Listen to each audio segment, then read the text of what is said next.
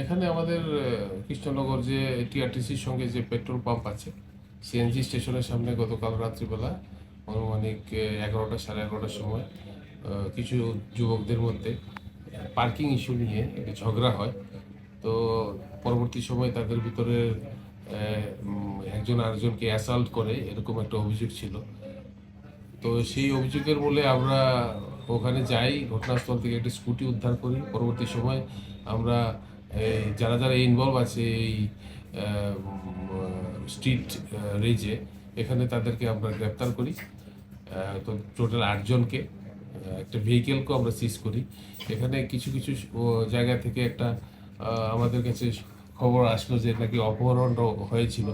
তো আমাদের কাছে এরকম কোনো অপহরণের অভিযোগ নেই, এবং যারা এখানে ছিল, ইনজুর্ড পার্সন যারা ছিল, তাদেরকে আমরা হসপিটালেও কন্ট্যাক্ট করেছি। মেইন জিনিস হচ্ছে একটা দুজন কিছু সংখ্যক যুবকদের মধ্যে পেট্রোল পাম্পের সামনে একটা পার্কিং ইস্যু নিয়ে ঝগড়া হয়েছিল। তাদেরকে যে হাসপাতালে নিয়ে যায় যে গাড়ি দিয়ে, সেই সময় একটা অনেকের ভিতরে বোধহয় একটা মিসআন্ডারস্ট্যান্ডিং হয়েছিল যে গাড়ি দিয়ে নিয়ে যাচ্ছে, গাড়ি দিয়ে তারা হাসপাতালে গিয়েছিল। তো আমরা যদিও এটা একটা স্ট্রিটের ভিতরে রাস্তাতে যারা যারা ঝগড়া করেছে এবং যারা একজনকে আরেকজন অ্যাসল্ট করেছে, তাদের সবাইকে আমরা গ্রেপ্তার করেছি। এরকম উচ্ছৃঙ্খল আচরণ যারা করবে তাদের বিরুদ্ধে আমরা আইনগত ব্যবস্থা নিই।